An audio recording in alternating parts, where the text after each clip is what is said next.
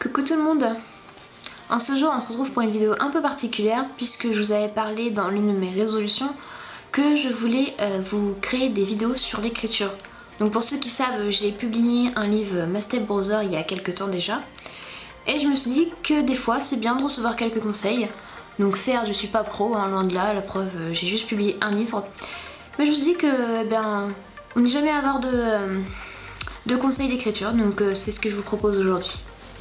Donc la vidéo d'aujourd'hui va concerner les premières choses qu'on doit impérativement penser à faire avant de se lancer dans l'écriture. Tout d'abord, il faut impérativement sceller les bases de l'écriture. Donc il faut absolument que vous passiez par certaines étapes.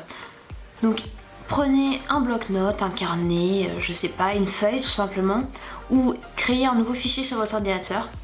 Et donc une fois que vous avez fait ça, on va pouvoir commencer. Donc première partie. Donc en premier, vous devez penser à votre résumé. Une fois que vous l'avez pensé, écrivez-le. Donc sans mettre trop de détails, mais n'oubliez pas les détails très importants qui sont d'une importance capitale pour l'histoire, ou du moins pour une partie de l'histoire. Une fois que ceci est fait, justement, vous n'avez plus qu'à vous poser les questions suivantes. Où, quand, quel genre, à quel moment, et surtout pourquoi. Donc vous devez établir un lieu, donc que ce soit la ville, le pays, tout simplement une adresse principale si vous avez décidé d'en créer une. Une fois que vous avez répondu à toutes ces questions, vous pouvez penser aux personnages principaux. Donc du coup, quel est le réel enjeu pour les personnages, autant pour les personnages que pour l'histoire. Pourquoi vous avez choisi ces personnages-là et quel réel impact ils vont avoir sur l'histoire.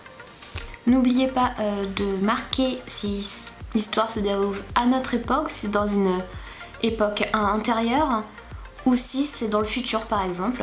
Et surtout, si vous avez une idée de la fin, inscrivez-la sur votre feuille, parce que même si on n'y pense pas, à la fin de l'histoire des fois, ce n'est plus la fin qu'on avait pensé au tout début.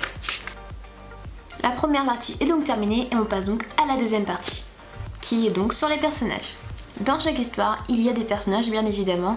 Donc la première chose à faire, c'est de les décrire correctement et au maximum, afin de vous faciliter la tâche dans l'écriture.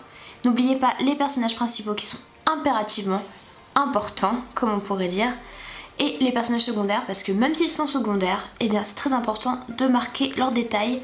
Bien que les personnages principaux sont importants, il faut ne pas omettre les personnages secondaires qui ont quand même un rôle important à jouer aussi dans l'histoire au final. Surtout s'ils apparaissent à plusieurs reprises au cours de l'histoire. Donc faites la même chose, parce que les personnages secondaires, ils sont importants aussi, et si on manque un détail, on peut très bien changer totalement l'histoire. Ce que je vous conseille, c'est de créer des fiches comme on était à l'école, donc c'est des petites fiches comme ceci. Donc surtout, là c'est un exemple de ce que j'ai fait avec Sun's Revenge, donc la fiche d'identité de Jay, pour ceux qui connaissent un peu l'histoire. Dans la première partie de cette fiche, j'inscris tous les détails physiques du personnage. Donc il ne faut pas oublier, comme vous voyez, la description physique autant corporelle. Donc on pense aux yeux, couleur des yeux, forme des yeux, le nez, la forme du nez, s'il est petit, s'il est gros, s'il est fin, les lèvres, donc s'ils ont une couleur particulière, comment elles sont formées, les sourcils, s'ils sont épais, fins, peu importe.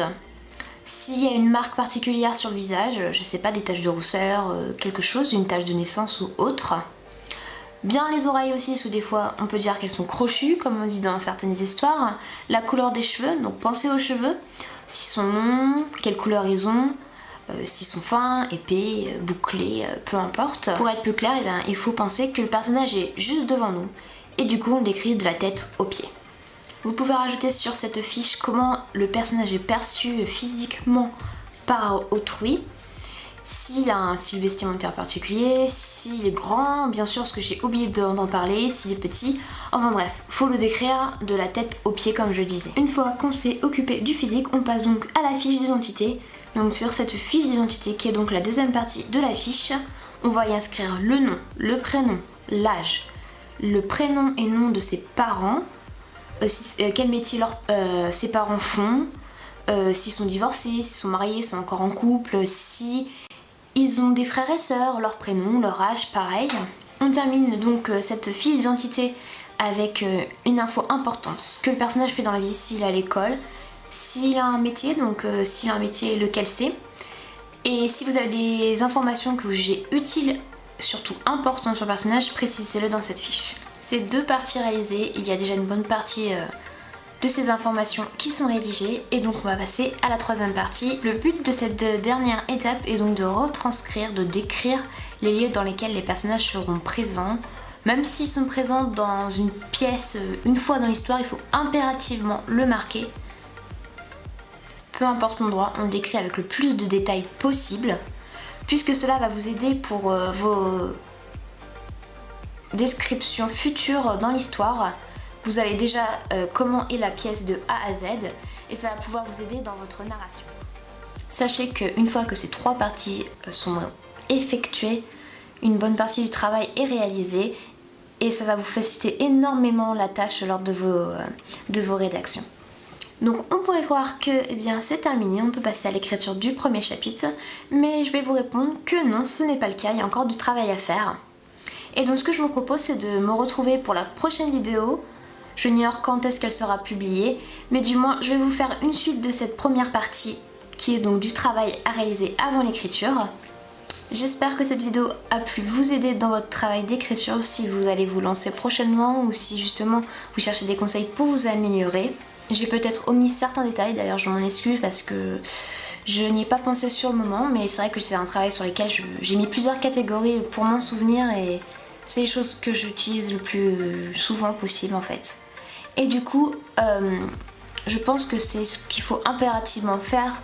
Après, chacun fait ce qu'il veut, mais c'est vrai qu'il y a certaines choses dans ces 3 catégories, 3 parties qui sont importantes et qui va vous aider pas mal dans vos rédactions. Si vous écrivez, dites-le moi. Si vous y avez pensé mais vous n'osez pas, dites-le moi. Si vous n'y avez jamais pensé, dites-le moi. Si vous avez aussi des conseils à donner, dites-les moi en commentaire aussi. Et jusqu'à présent, on se retrouvera dans une prochaine vidéo. Bientôt, j'espère. Bisous et à bientôt.